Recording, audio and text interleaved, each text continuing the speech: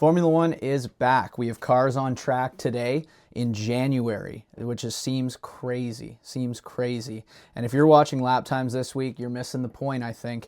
Welcome back to Green Flag Racing. Let's get into it. Shakedown, breakdown.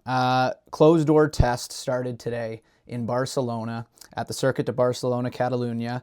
Like I said, closed door test. The only releases we're getting are from the state media account, f1.com.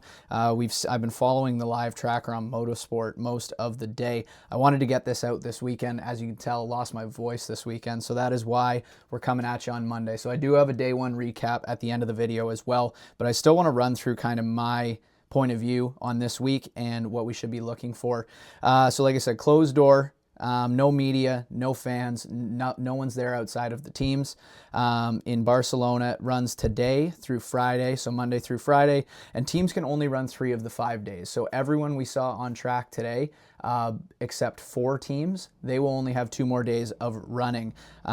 This is our first look at the 2026 cars on track. And I say look as if we can watch it. We can't, but so we're kind of just going off of reports at this point. But there's going to be very few carryover concepts this year. So new PUs, new aero formula, new system. So this early data for the teams is going to be extremely valuable, more valuable than ever. And this week, we should be focusing far more on team behavior, how they go about their business, rather than their pace this week. These teams are just looking to put miles on the board. And that brings me to pretty well Williams. Under normal conditions, missing testing is a huge deal, let alone under new regulations. This is really disappointing from Williams' point of view. They announced a couple days ago they're going to be absent entirely from this test in Barcelona. They've admitted delays in their FW48 program. This is really halting their momentum coming off of 2025. They had a huge year last year, jumped up to 5th in the Constructors' Championship, and had 3 podiums as well. And it felt like they were really on track since James Vowles took over the team.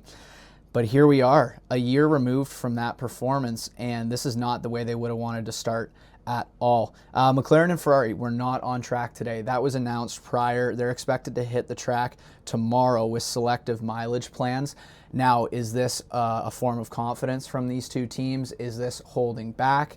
Is it just their scheduled run plan? From a McLaren point of view, I mentioned in the last video, I think McLaren is coming into this season feeling very confident.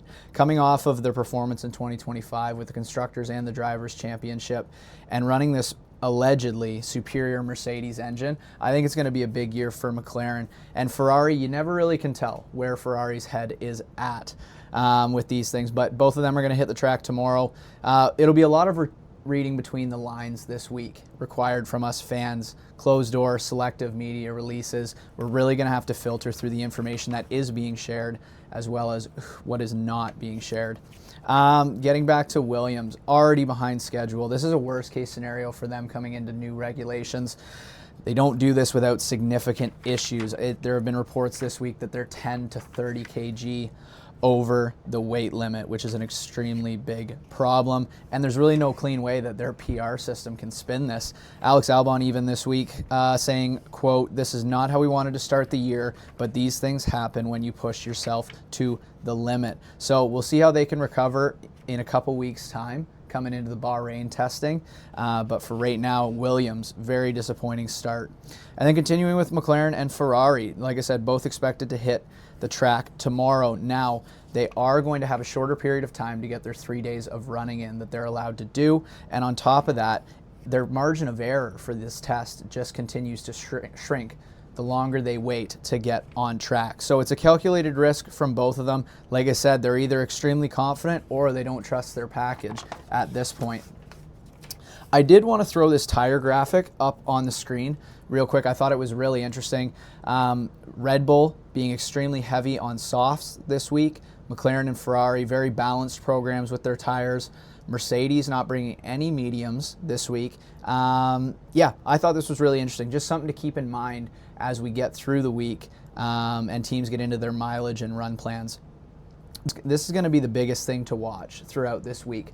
Mileage. That is going to be the biggest indicator for me on where teams are at with their package, with their new engine, their new aero systems.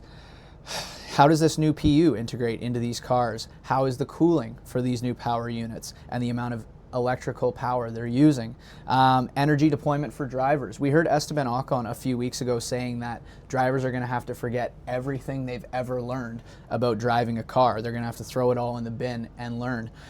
And we've kind of seen the thought process of, is this going to negatively impact older drivers more than younger drivers? This generation of drivers that grew up with iRacing or eSims, they grew up in the simulator, versus maybe some of the older drivers have had to adapt to that throughout their career. So will the video game generation thrive under all this new management that they're going to have to do with the electrical power in these engines?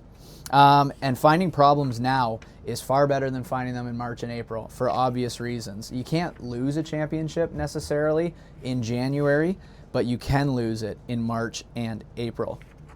And then we get into like how to tell who's most comfortable. And in my opinion, when we get to the back half of the week, a lack of headlines is going to be a good sign for your favorite teams. If we're not talking about your favorite team, that probably means they had a smooth week, quiet, they went and did their business, they got their mileage in, and we probably won't be talking about it. I feel we're going to be talking about teams who had a poor time at this test by the end of the week. And generally, that leads me into, it's going to be a misleading few days. We've covered it a couple times. There's sandbagging potential, of course. With the amount of new stuff on these cars and new programs and everything, I don't know how much that's going to come into factor, but it is something to keep in mind.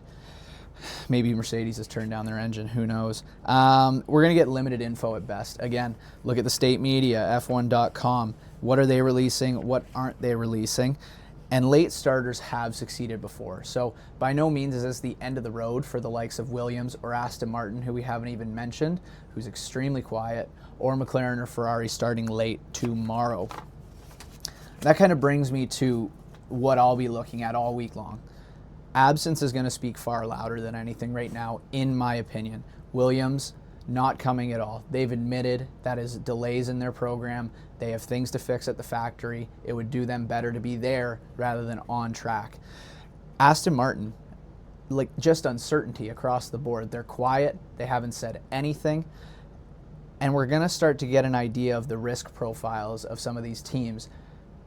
How risky are they going to be with their tire allocation this week? Again, that tire graphic I threw up earlier. And certain strategies will age badly. I'm kind of worrisome about McLaren and Ferrari showing up a day late. But again, like I said, maybe it's extreme confidence and they're just showing up knowing we have a good package, we're happy with it, we'll run 3 of the last 4 days, and we'll get out of here. So I'm really, really interested to see what goes on this week and where there's issues. But again, we don't know how much information we're going to get. Kind of just spreading rumors at this point. But let's dive into a little day one recap. Like I said, cars on track this morning. Merc was out first. Mercedes was out first, followed by Audi and Alpine soon after that.